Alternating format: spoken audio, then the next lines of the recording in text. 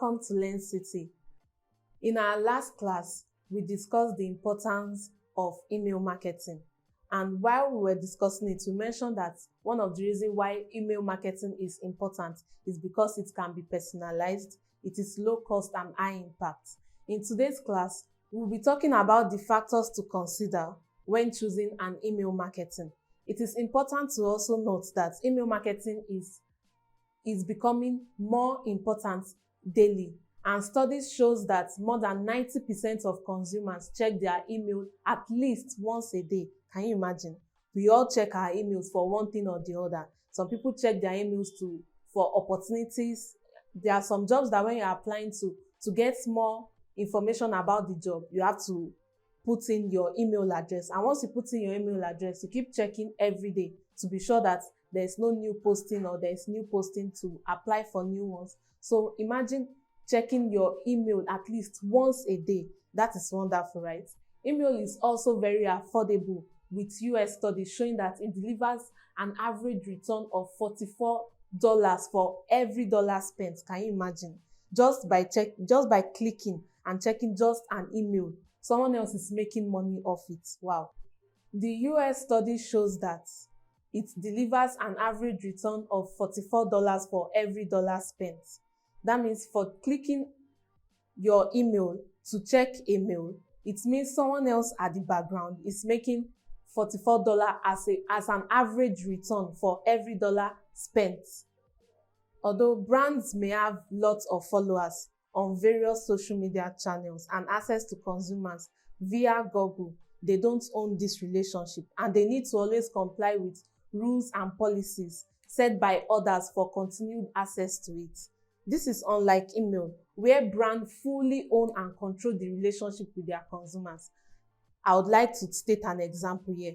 When you get messages online, email messages, sometimes you notice that the brand that is sending you the email, they'll put hello, Tolu, hello, Folusho, hello, Tokwe. That's what they'll put. Whatever they're writing, they'll keep on mentioning your name or mentioning whatever information you've given to them while filling their newsletter so they could send email to you. That is personalizing.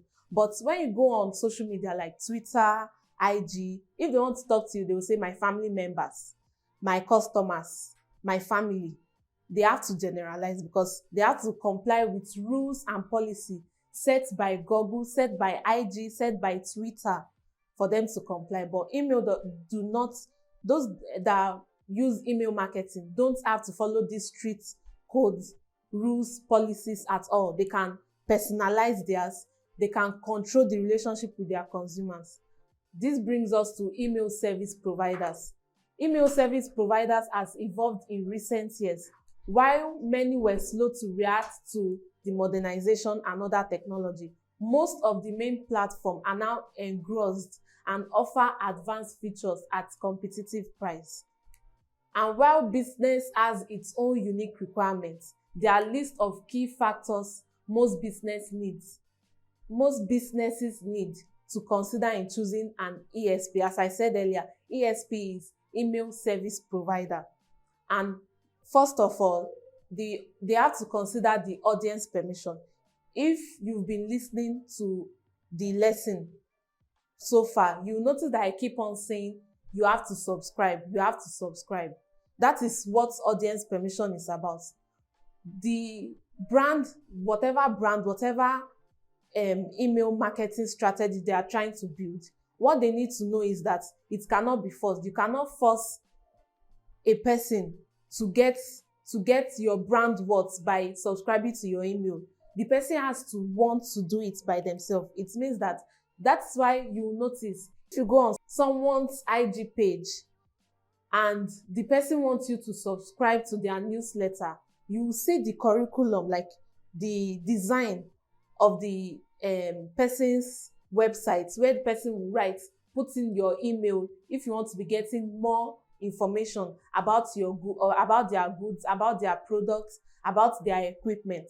And under it, most of them used to put subscribe to my YouTube channel, subscribe to email letter. And once you subscribe, I promise you, you keep on getting email from that person every time. And whichever brand, whichever company allows you to subscribe must also add in its subscription notification where you can unsubscribe in case you get tired of it.